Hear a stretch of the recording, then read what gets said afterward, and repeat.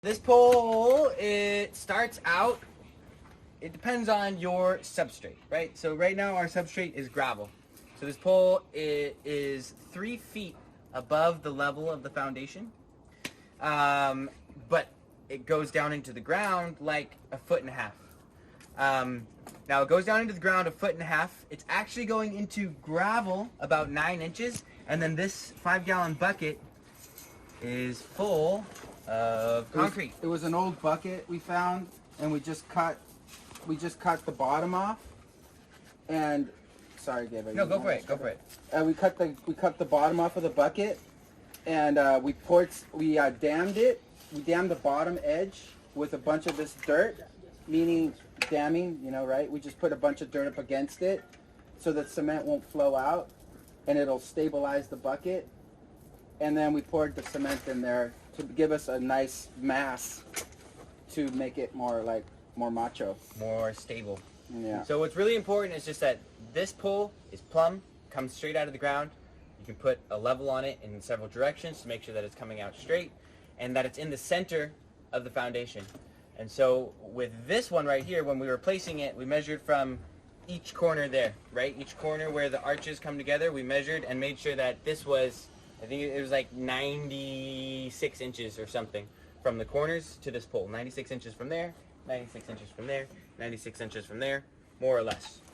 Pounded it into the ground. Now, if you're working in like nice soft soil, if this pole, if it's like 6 feet tall, and then you hammer it down, tong, tong, tong, tong, tong, until it's just 3 feet tall, you don't need to put concrete around it.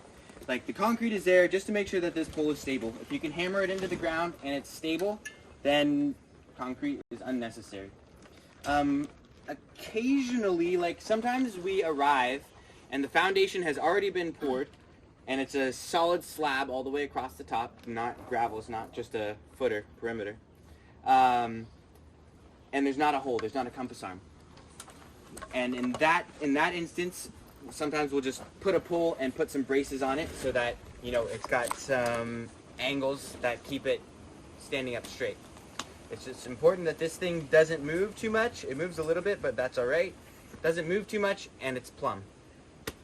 We fastened the base of the pole because what we do, it's kind of complicated. If you can, pour around the pole, basically, right? If you can just knock in a pole before they pour the slab, do that. Otherwise, you also have to put you cut off a bolt, like a lag bolt, which is basically a really thick threaded bolt, and you embed it into the cement.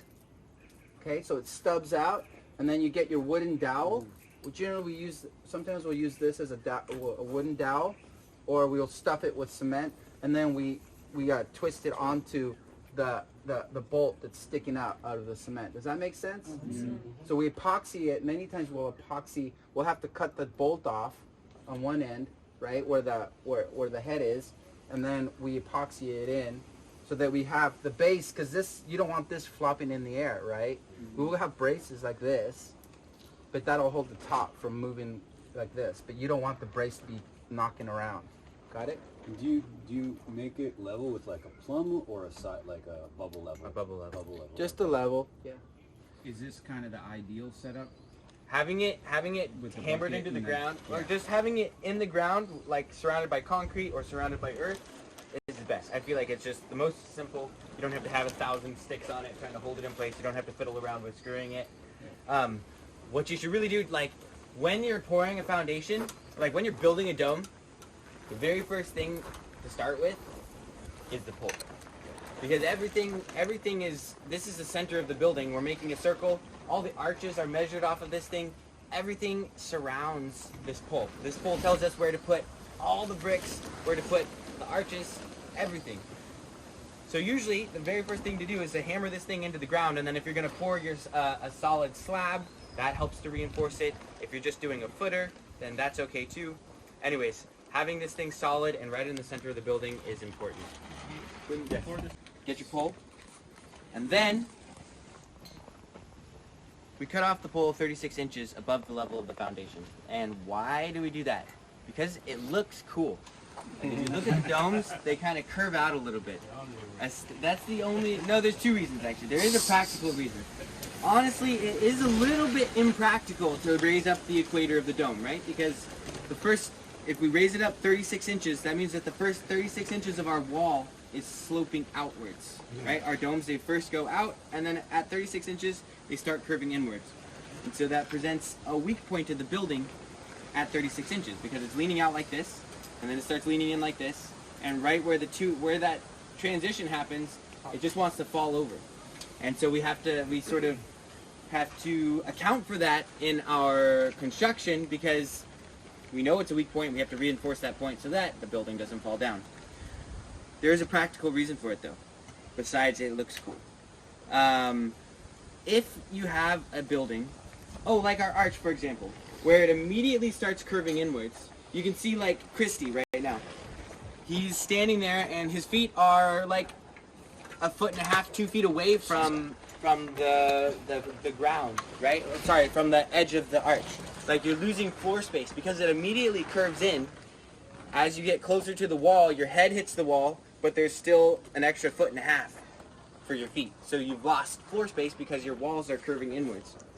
And so by sloping outwards at about half of your height, you don't lose any floor space because your feet will be against the wall, your head will be against the wall, and then there's a little space out in the center of the building or at the equator where now you could put a shelf there and you don't even lose floor space. So that's the other practical reason.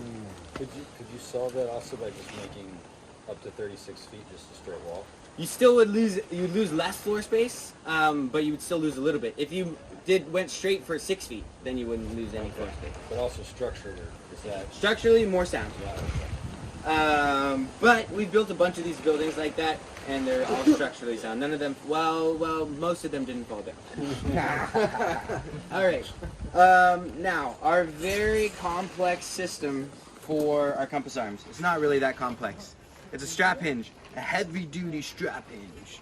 It's a 6-inch strap hinge, and so both sides at one time looked like this little triangular shape right here, right? And then one side gets screwed to a piece of EMT. That's what this is. It's electrical metal tubing, 3/4 inch, and we use it for all kinds of things. It's nice because it's inexpensive and you can find it just about anywhere. If you get it from Home Depot, it's like $4 a stick, a 10-foot stick. So one side gets screwed to our EMT, and then the other side gets cut off short. And the reason why we cut it off short is just so that it's a little bit cleaner, because this is going to be fastened to the top of our pole, and it's going to rotate around, and there's really no reason for that pointy thing to be sticking off the back. Now, there's a little piece of wood that we hammered into the top of this thing. So we took a 1.5 inch by 1.5 inch piece of wood, because this is 1.5 inch tubing. It was a square piece. We set it on top, grabbed the hammer, and just hit it. And so then the excess wood breaks off, and you end up with a plug of wood inside of the pole that we can pass a screw through in order to hold our compass arms on. It's nice to have washers. So if you're building this by yourself and you're taking your time, you only need one compass arm. And so you just put your piece of wood in, you drill a hole right in the center of the tube. So if it's a 1/2 inch tubing, you can measure 3/4 inch, put a little mark, measure 3/4 inch, make sure that it's in the center, and drill a hole so that you can pass your lag screw right in the center of this pole. You put a washer, you put your compass arm bracket, ding, oh, almost, ding, and then you put another washer on top, and then you can pass your lag screw, and happy days, your compass arm is ready for building your entire building. Now, with 24 people in 10 days, we can stack a lot more bricks with 4 compass arms, hence 4 compass arms. So if you are going to use, I don't think we've ever built a building with just one compass arm, ever, even with fewer people than 24. And the reason is just because the more compass arms, the faster the building goes up. So it's nice to stack compass arms on top of each other. And whenever you stack them, you always want to put washers between each arm just to help with the clearance of one hinge to the next hinge, and to help with ease of movement in the 360-degree direction, like this. All right, so we have 4 arms, and there's a washer at the bottom, and then there's a washer between each of the arms. That on there. But your arms are, some of them are upside down, some of them That's are, right. and that's okay? I'm gonna screw this on, and then I'll tell you it's intentional. Can you, somebody pick up the ends of each of these? All right, we're gonna go this way, go there.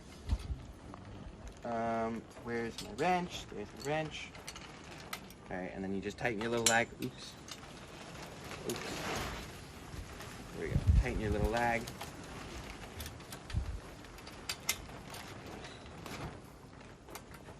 Woo!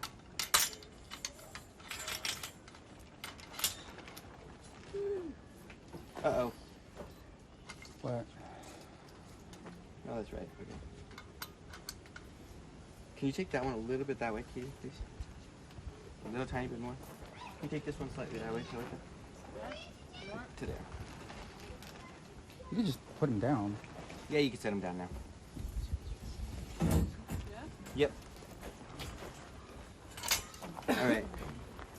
Okay, and then that lag screw, you do not want it to be like overly tight, right? We want to be able to pick up this thing, and we want to be able to rotate it side to side, so we don't want to make it so tight that it can't move.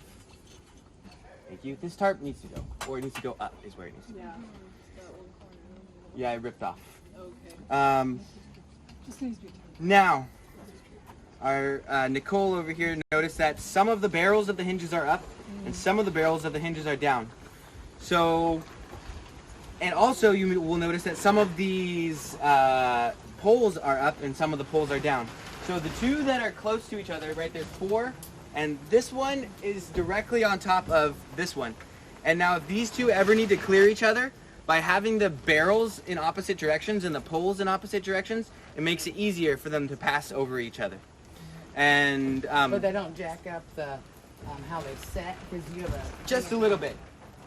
So the height difference is going to make, like, there's going to be a little bit of a discrepancy between the alignment of the bracket that's at the end of each pole. And what I mean is, if we calibrate all these so that when they're sitting on the ground, they're all exactly the same distance from the center point, when they go all the way up here, because there's a slight discrepancy in the height, there's going to be a slight discrepancy in the bracket up there. So every like 3 or rows or so, we'll have to remeasure our brackets in order to put them all at the same distance from the center. Does that make sense? Yeah. Kind of.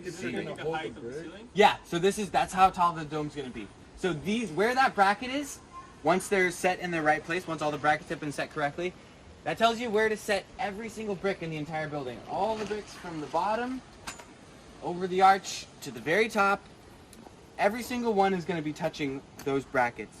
Yeah, We adjusted every row. no, every like 3-4 rows, we will adjust it.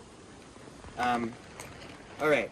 Now, how do we set the bracket? Are there any questions thus far? Do we set the bricks on top of the bracket, like when we're putting them up there? Like, are they resting on there or no? Sort of, yes. You'll see. I was just thinking. All right, so then, once you have this thing set, we need to calibrate all of our compass arms so that they're at the same distance from the center. And, you know, whoever did this might not have put it in the center. It's very possible that it's a little bit Most off. likely. Most likely it's not in the center. So what is good to do is to get a little friend or a big friend and have them hold the foot of the tape measure on this nut right here. And then you can go out to each corner. Now if we only had one arch, we wouldn't be measuring only in the corners. We'd be measuring the whole perimeter. But there's only really 4 places where we can measure the perimeter of the dome in this particular build, right? Because there's just these corners, right? Do you understand what I'm saying? If we only had one arch, we'd be measuring all the way around. As it is, we only have to measure 4 places. Okay, right here I have 105 inches. And now I'm going to go over here. Right here I have 105 inches. Right here I have, what? 105 inches. This is really, this is, there's no way that this is 105. You kidder. Right here, oh god damn. Here I have 104 inches. Alright, and so what we want to do is we want to take our shortest measurement. Our shortest measurement, and that's going to be the outside perimeter of our dome. Because if we take our longest measurement, then when we get to our shortest spot, our bricks are going to be falling off the foundation, right? So 104 inches, that's the outside perimeter of this building. And then, when we set our brackets, how thick are our bricks? 4 inches. 3 and 3/4. That's right, 3 3/4, sometimes 3 7/8. So we want to take that shortest measurement that we have and subtract 4 inches, and that's where we're going to set the bracket on our compass arm. So I'm just going to go to this corner right here. I'm going to kneel down. Somebody hold this just like right about there. Alright, and we're going to go 4 inches in from here. Or 3 7/8 approximately. Ding. I'll put a little mark there. And then we're going to take our compass arm. We can set it back down. I got it now. And we want to make sure that our arm is right at that point. So in this case right now, the bracket is just a little bit too far back. Can I please have the grinder? No, the impact driver. Hey Gabe, Yeah. can you measure the bar and subtract it from that? Like, It's better to measure it from here, I think. Alright, hopefully this all comes apart. Oh my You got a goodness. screw. On the bottom? Yeah. Okay. Oh no, I didn't adjust that one. That one's. Alright, I might. Oh, can I have the hammer? I might not even. 90-degree piece in the bracket, does that have a specific name? Like Put your- specific type of bracket I would ask for? That little thing. Okay, so the thing that's holding it here, it's called a U-bolt. U-bolt and And this is called angle aluminum. So it's a 90-degree like piece of angle aluminum. Now you can get away without using the angle aluminum. Like some of them, they just have the U-bolt on it, and that's good enough. okay, so the U-bolt is the primary. Yes. And it's a 1/2 inch U-bolt, even though it's going on to 3/4 inch. Can you resist? Push a little resistance. He's gonna pound on this, so just push towards you a little bit. That's your 104? That's Not my too 1/4, much. yes. And then you're measuring back 4 inches. Exactly, and that's the line or just to the just to there. Yeah. And so this, I'm just gonna tap it forward if I can. That's what this thing that kind of looks like a U, upside down U, is a U-bolt. And then the other thing is angle aluminum. It's a me bolt? It's a U-bolt. Right. These were all one of It's an Iggy bolt? No.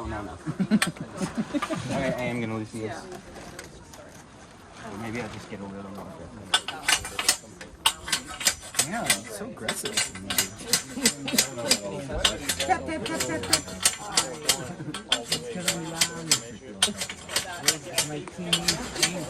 Oh, we have the bracket in the correct place. We have it on our little 4-inch mark on the ground, and so we can tighten it down. Let's see. It is important that you have. Do you see how the bracket doesn't go all the way to the end of the pipe? It's important to have extra pipe beyond the bracket, because every time we stack a brick, this thing is going to sit on top of our brick, and our brick is going to be touching this bracket, and the pole is going to be sat on top of it. Now, this pole I think is only about 8 feet long. It came 10 feet long. We don't need it to be 10 feet long, right? Then it would be sticking way out there. That's way more than we need. So we cut it off so that we have just about, I don't know, 3-4 inches approximately. Alexi, please measure this for me. How long is it? So we have 3 or 4 inches approximately sticking out beyond. You just need enough that it'll sit on top of the brick, right? And that's the main bit of information. I'm going to tighten this one down so you guys can chat again. It's going to take me a minute. Oh, okay. Yeah. As you were. What would you do if you wanted to build this structure even higher? Even higher? Yeah, I mean the dome higher. There's 2 things. Okay, I'll tell you. There's a separate kind of compass arm that we use. You mean like an egg? Yeah. Yeah, there's another compass arm. You want to describe that? Yeah. We have a 5-meter diameter, but I want it to be taller. Like if I want it to be more like a Gothic shape, what do I do in order to make that happen? And so right now what we have is we have a pole in the center, and then we have a compass arm that comes out like this. And so that's just on a single radius, and as you go up, it creates a sphere, right? And that gives you a round shape, not an egg. Ignacio was saying one way to do it is before you start building your building, you can draw the shape that you want to scale. You can draw it on a piece of paper, you can draw it on a modeling program, and you can find out, okay, so my bricks are, all right, let's say that this is the shape that we want. We want it to look like that. Say my bricks are 12 inches tall. And every 12 inches, you put a little mark on your drawing, and then you find out how far it is from this point to that point right there. All right, so let's just say right there it's 8 feet. And then right here it's like 8 feet and 2 inches. Okay. And then right here it's 8 feet and 3 inches. And then as you go, you can have a telescopic compass arm. So we could have a 3/4 inch piece of EMT with a 1/2 inch piece of EMT that slides inside. And so every row you adjust the compass arm. That is one way to do it, and it is not my preferred way of doing it. I don't like doing it that way because you end up like, so if your rows are like spot on, 12 inches tall, every single time, perfect bricks all the way around, going up perfectly level, you get a really nice shape. But I've never seen that happen before. So I find that with the telescopic compass arm, you end up with irregularities in the shape of the building that you then have to do work that rasping is like not going to be your friend. It's going to be a very necessary part of this building process, but there's a lot of shaping that needs to happen when the wall goes up irregularly.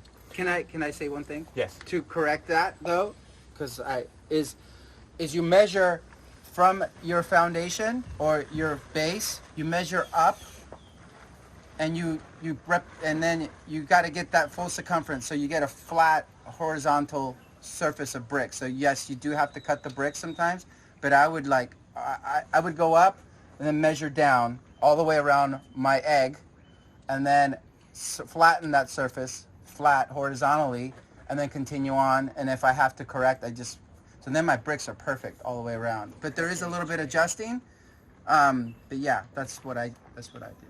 Okay, and so another way to do this, so that you don't need to adjust the compass arm, is to make your compass arm a little bit differently. So right now we're looking at a side picture, all right? And so what we want to do is we want our compass arm, because this is still a perfect radius, but it's just not, the center of this radius is not at the center of the building. It's not at the top of that compass arm. The center of this radius is like here, let's say. And so like the distance from this point to that point is equal to the distance from this point to that point, if I was better at drawing.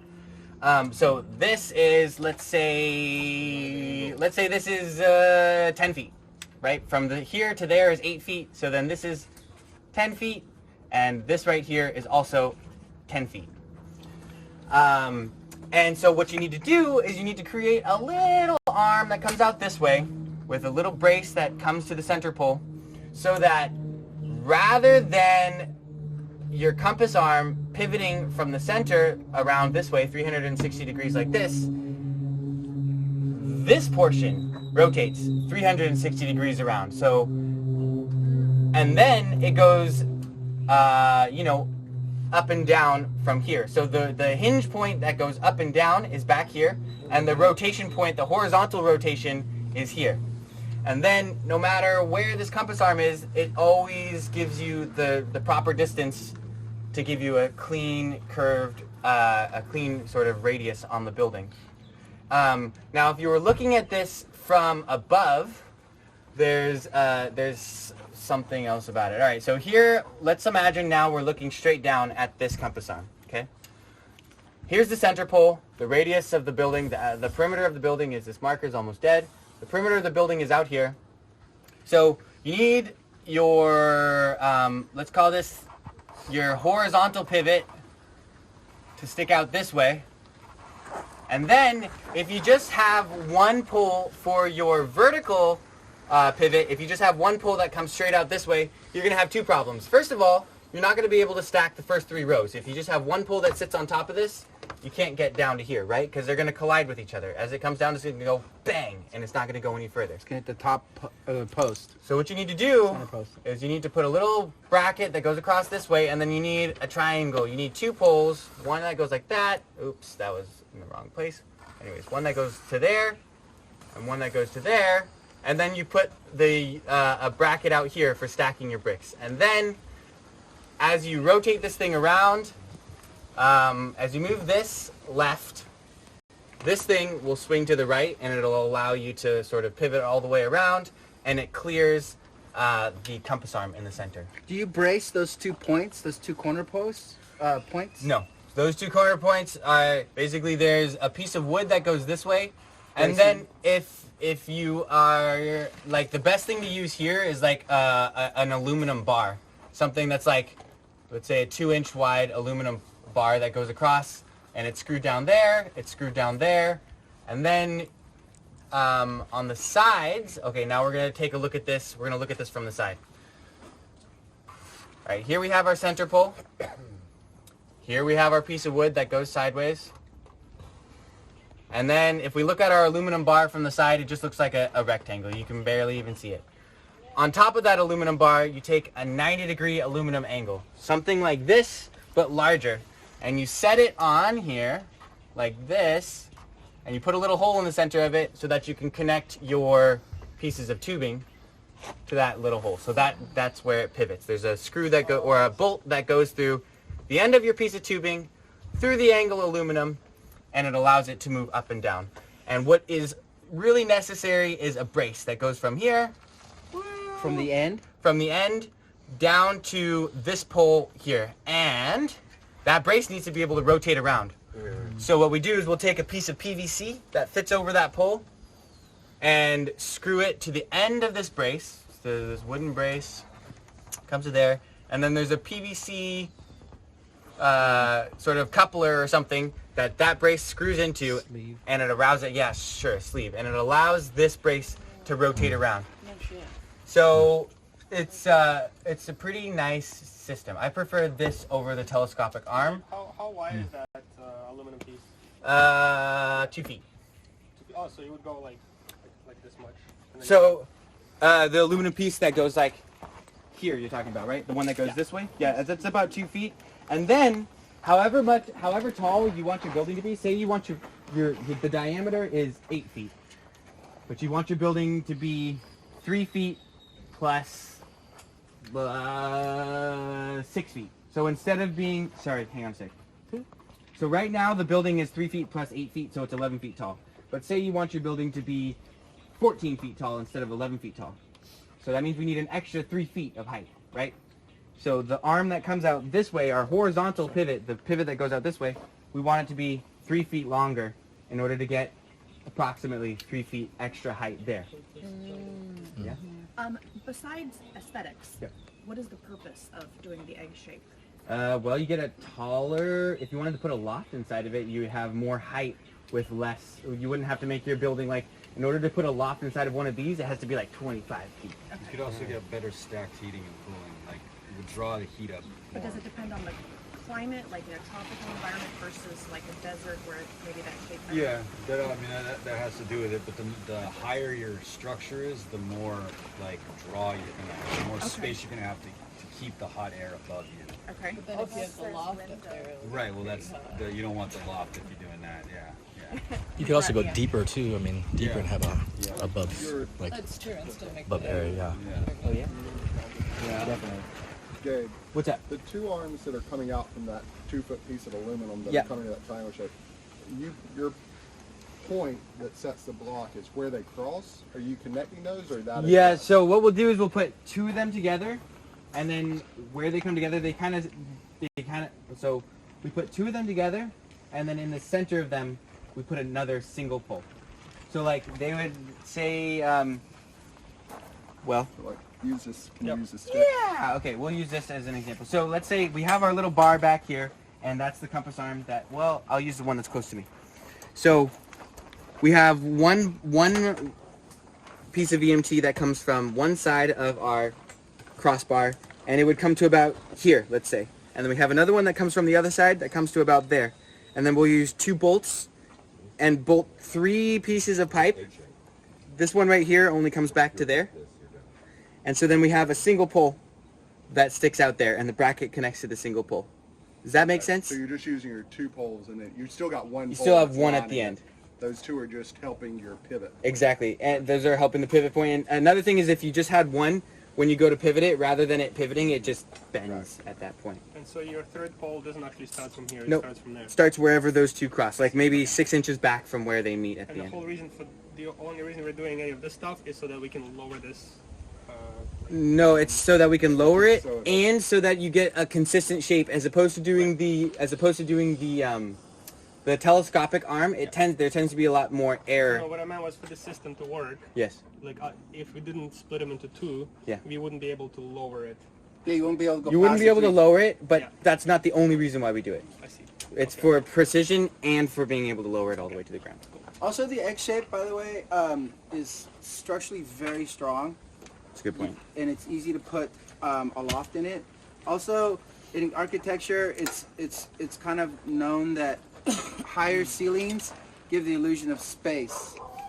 So if you have a small dome and you want to give that illusion that it doesn't feel like you're like in a small little dome, that if you go higher, you'll feel like you'll have more space, like your space is more broad. You know. The majority of the domes that you guys have done is this kind of the height that you go with. 36 inches? Yeah. Yeah, definitely. And like also during a 10-day workshop, generally we'll do like 16-foot diameter, a single arch, and a single window, just for the like ease of construction during the workshop. But because Telita and Oz are special, we are accommodating their 4 humongous arches. So stoked. How does that affect the egg shape? How does that affect Exactly. acoustics? But it's more about like them being like, hey, can we do this? And we're like, Cool. Yeah. Nice. That's also true. The egg shape is less acoustically annoying. Also, having more arches is less acoustically annoying. Yes. The we more, found that. like if it's Yeah. there's only one arch that the noise inside tends to like bounce around. There's a lot of reverb, sort of like when you can talk over here and over there. It sounds like I'm like shouting in your ear. One way to mitigate that, I've been discovering, I haven't tried this, is you can hang fabric in the skylight, because what happens is the sound comes in and then it drives down. So if you sit in the middle or you're talking, you get this like this phonic sound. You could put fabric in the middle and it'll dampen that flow of energy or sound, vibration.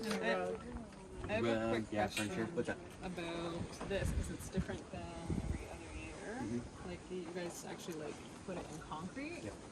Put a bucket around it. So what's the plan? We just cut it off when we're done? I mean, we could just lift it up. You Oh, decorate you it can at still take it holidays. out. Yeah, exactly. It's a Christmas Oh, tree. the bucket, you put it in concrete in the bucket, but the bucket can come out. Like the whole thing, you could just lift the whole thing out. Oh, okay. Or you could cut it off. I mean, yeah, like No, when I we was do it just in the curious 'cause foundation. The other times we always put like. Yeah, I just feel like this is a little cleaner. than Yeah, that. this seems.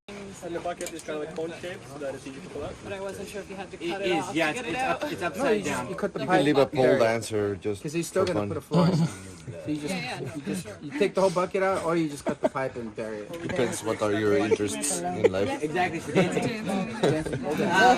All right, so one last thing that I want to say about this is I got you for that. at this point, with the 4 compass arms, what we would do is we would do like a little like skip hop thing. Like, let's do the skip hop thing. Somebody pick up that one, somebody pick up that one, somebody pick up that one, please. And everybody around, let's go that direction. Let's like switch our arch. It's like a game. Exactly. And now you can set that one down.